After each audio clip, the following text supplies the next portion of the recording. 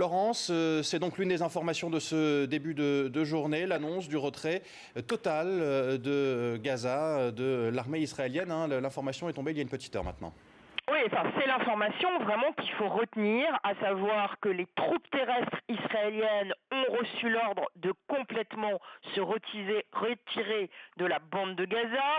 Cette information est confirmée par le lieutenant-colonel Peter Lerner, qui est le porte-parole de l'armée israélienne ici, et qui dit « Les forces israéliennes vont se redéployer sur des positions de défense en dehors de la bande de Gaza ». Alors qu'est-ce que ça veut dire pratiquement? Ça veut dire que dans l'ordre, cette nuit, comme vous l'avez très justement dit, il y a un cessez-le-feu de 72 heures qui a été accepté à la fois par les Palestiniens et aussi par les Israéliens, un cessez-le-feu négocié au Caire. Un cessez-le-feu, ça veut dire arrêt des tirs et ça ne veut pas dire retrait.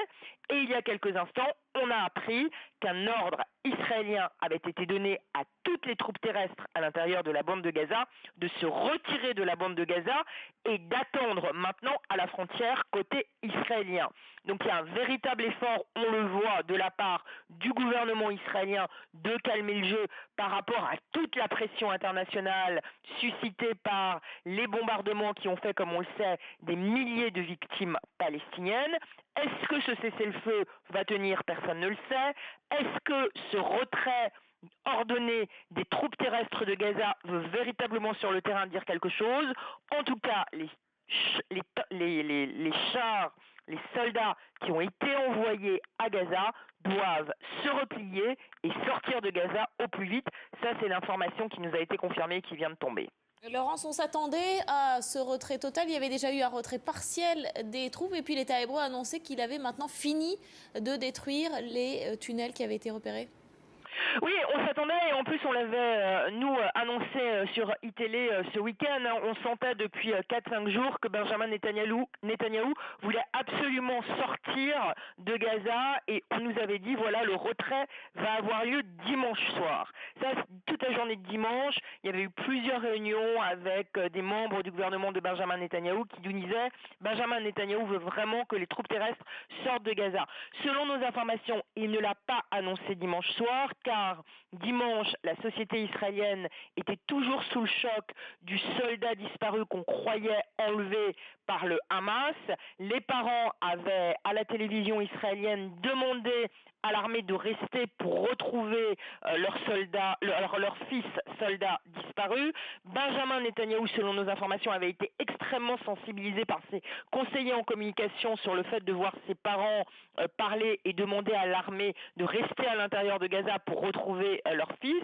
Et puis ensuite, on a appris que leur fils avait été tué dans un combat. Il y a eu l'enterrement. Et donc, la décision de Benjamin Netanyahou, prise ce week-end d'ordonner le retrait des troupes terrestres de Gaza, a simplement été officialisée ce matin, ici en Israël, 48 heures après que l'émotion liée à la disparition et à l'enterrement du soldat de 23 ans soit d'une certaine manière terminée.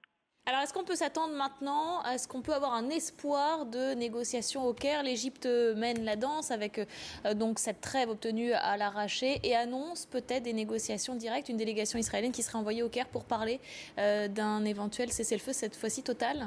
Oui, alors c'est ça qui est très intéressant, c'est que hier, à notre connaissance, les Israéliens avaient complètement refusé d'aller au Caire. Donc le cessez-le-feu, la trêve de 70 heures avait été négociée par les Palestiniens présents au Caire et on connaît la composition de la délégation palestinienne au Caire. Il y avait des représentants du Hamas, 5 représentants du Hamas, 2 représentants du djihad islamique et 3 ou 4 représentants du Fatah. Donc il y avait une délégation palestinienne extrêmement importante qui parlait aux Égyptiens. Ce sont les Égyptiens qui ont confié à nos confrères de l'agence France-Presse en premier qu'une trêve, un accord avait été trouvé, mais les Israéliens n'étaient pas sur place. Et les Israéliens ne voulaient pas aller sur place. Et là, on vient d'apprendre qu'une délégation israélienne va maintenant se rendre au Caire pour parler plus profondément d'un cessez-le-feu qui va durer, mais on est encore sur une zone extrêmement sensible, parce que personne ne sait si les Palestiniens ne vont pas de nouveau à Gaza lancé des roquettes sur Israël. Encore une fois, cette nuit, il y a eu des tirs de roquettes sur plusieurs villes de sud. À ce moment-là, est-ce que les Israéliens vont rester calmes ou vont, comme ils l'ont fait jusqu'à présent, faire des bombardements à nouveau massifs sur la bande de Gaza? Ce qui se passe en ce moment, c'est, pour résumer, le retrait des troupes terrestres est ordonné, donc les soldats israéliens se retirent de Gaza mais restent quand même à la frontière, et Israël ne cesse de répéter, on reste sur une position défensive. Traduisez, si on est attaqué, on aura le droit de répondre, certainement par des bombardements, et donc encore une fois, il y aura des victimes civiles et ce cercle infernal de la violence. Pour résumer, pour le moment, il y a eu 20 roquettes qui ont été tirées depuis le territoire de Gaza sur Israël avant l'annonce du cessez-le-feu et de la trêve. Il y a une trêve de 72 heures qui doit commencer et en même temps il y a un retrait des troupes terrestres israéliennes de la bande de Gaza qui vont rester mobilisées à la frontière. Donc on est quand même sur une situation sensible.